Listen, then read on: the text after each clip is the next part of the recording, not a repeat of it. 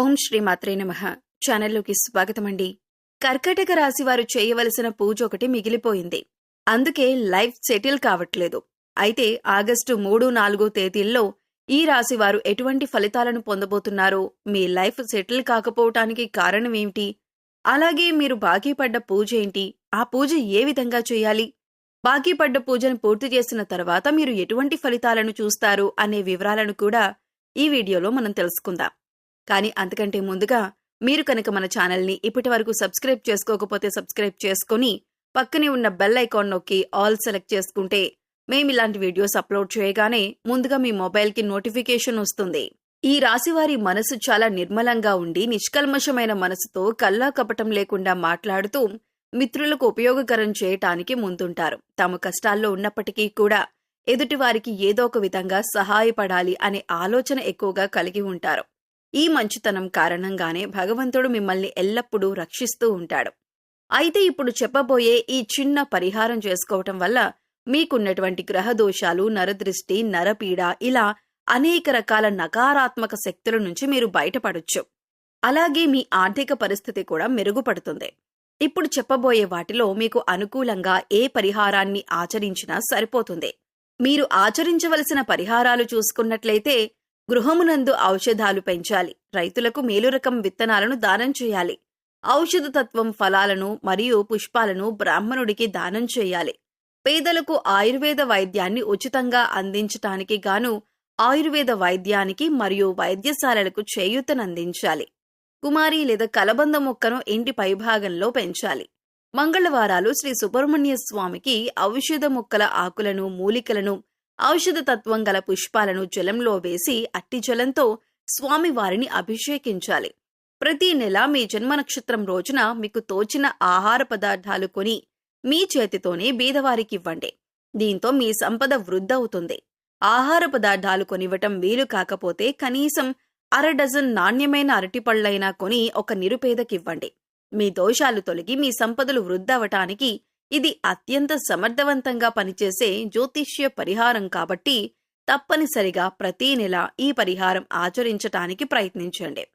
కేతువు అనుగ్రహం కొరకు కేతువు యొక్క బీజ మంత్రాన్ని ప్రతిరోజు లేదా తప్పకుండా ప్రతి మంగళవారం, ప్రత్యేకించి కేతుకాలం యమగండ కాలంలో అంటే ఉదయం 9 గంటల నుంచి 10:30 మధ్య 19 సార్లు పఠించండి. కేతువు యొక్క అనుగ్రహం కొరకు మంగళవారాల్లో, కేతుకాలం యమగండ కాలంలో వినాయకుని ఆలయాలను, పుణ్యక్షేత్రాలను దర్శించాలి. ఆలయంలో కొబ్బరికాయ, అరటిపళ్ళు, పూలు, అగరబత్తి, కర్పూరం వంటివి సమర్పించి కేతువు యొక్క అనుగ్రహం మరియు అనుకూలత కొరకు ప్రార్థించాలి. కానుకలు సమర్పించాలి. మంగళవారాల్లో మరియు ప్రతి నెల ఆర్ధ నక్షత్రం ఉన్న రోజుల్లో ఓం రుద్రాయ నమః అనే మంత్రాన్ని 108 సార్లు పఠించాలి. ప్రత్యేకించి మంగళవారాల్లో, కేతుకాలం యమగండ కాలంలో మరియు ప్రతి నెల ఆర్ద్ర నక్షత్రం ఉన్న రోజుల్లో శివాలయాలకు వెళ్లి శివుని ముందు ఈ మంత్రాన్ని పఠించటం మరింత శుభప్రదం. శివాలయంలో కొబ్బరికాయ, అరటిపళ్ళు, పూలు, అగరబత్తి, కర్పూరం వంటివి సమర్పించి కేతువు యొక్క అనుగ్రహం మరియు అనుకూలత కొరకు ప్రార్థించాలి. కేతుగ్రహం యొక్క అనుగ్రహం కొరకు చేసే ఈ పరిహారం కొంతవరకు కుజగ్రహ దోషాలను కూడా తొలగిస్తుంది. వీధి కుక్కలకు ఆహారం అందివ్వాలి. కొడుకు వరసయ్యే వారిని ప్రేమగా చూసుకోవాలి. నలుపు, తెలుపు రంగులో ఉన్న కొమ్మలని దానం చేయాలి. ఈ యొక్క అనుగ్రహం కొరకు మంగళవారాల్లో సాంబ్రాణి, నువ్వుల చెట్టు ఆకులు, మారేడు పట్ట, ఏనుగు దంతం వీటిలో ఏది లభించినా వాటిని మీరు నీళ్ళల్లో వేసి కాచి ఈ నీటితో స్నానం చేయాలి.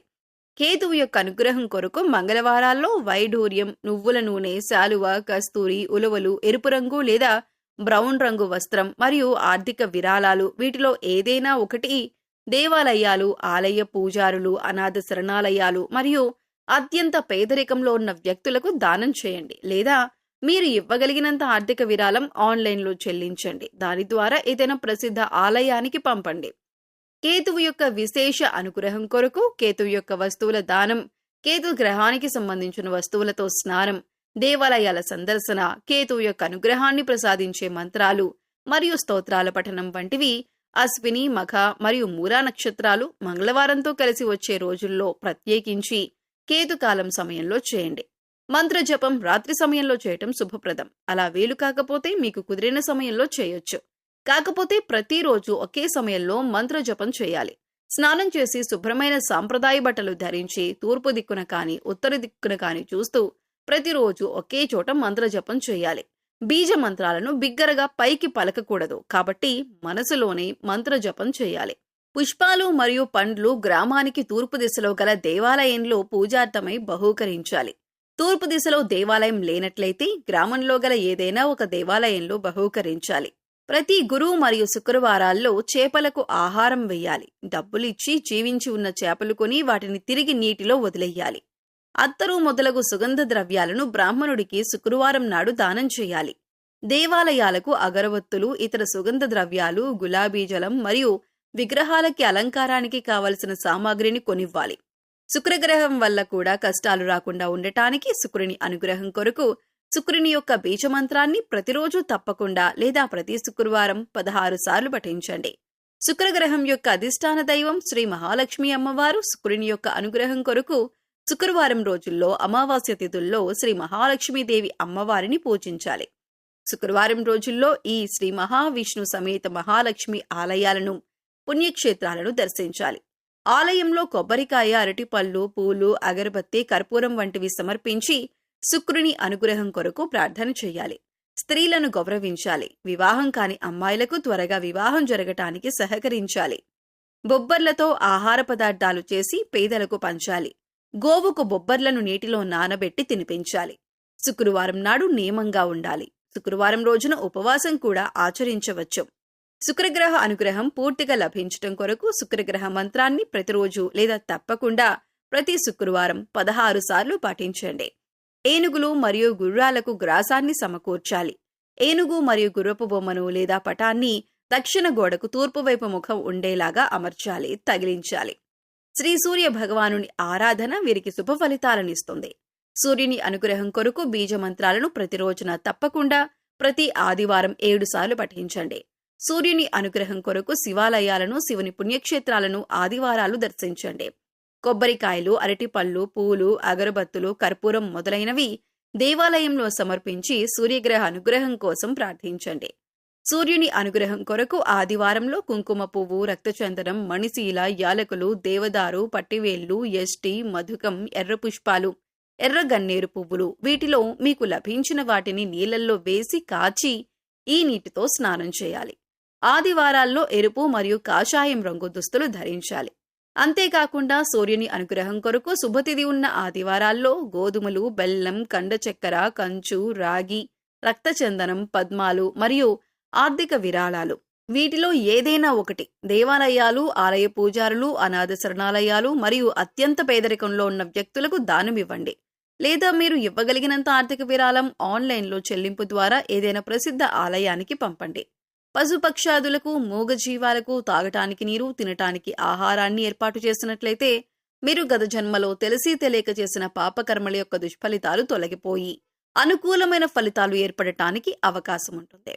సో చూశారు కదండి, ఈ రాశివారు వారి కెరీర్లో అంతేకాకుండా అభివృద్ధి పొందటానికి, అలాగే మీరు తలపెట్టిన ప్రతి పని పూర్తవటానికి, ప్రతి విషయంలో ముందుండటానికి ఈ రాశివారు ఏ పూజ చేసుకోవాలి, ఈ రాశివారికి బాకీ పడ్డ పూజ ఏంటి, ఆ పూజ ఎలా చేసుకోవాలి అనే అంశాలను ఈ వీడియోలో మనం వివరంగా తెలుసుకున్నాం కదా. ఈ వీడియో మీకు నచ్చినట్లయితే లైక్ చేయండి. మీ ఫ్రెండ్స్ అండ్ ఫ్యామిలీ మెంబర్స్లో కర్కాటక రాశి వారు ఉంటే వారితో ఈ వీడియోని షేర్ చేసుకోండి. అలాగే ఇప్పటి వరకు మన ఛానల్ని ఇంకా సబ్స్క్రైబ్ చేసుకోకపోతే వెంటనే సబ్స్క్రైబ్ చేసుకోండి. అంతేకాకుండా పక్కనే ఉన్న బెల్ ఐకాన్ని క్లిక్ చేసి అందులో ఉన్న ఆల్ అప్డేట్ని సెలెక్ట్ చేయండి. ఇలా ఛానల్ని సబ్స్క్రైబ్ చేసుకొని పక్కనే ఉన్న బెల్ ఐకాన్ క్లిక్ చేసి అందులో ఆల్ సెలెక్ట్ చేసుకుంటే మేము ఇలాంటి వీడియోస్ అప్లోడ్ చేయగానే ముందుగా మీకు నోటిఫికేషన్ వస్తుంది. మరో చక్కటి వీడియోతో మళ్ళీ కలుద్దామండి. ఓం శ్రీమాత్రే నమః.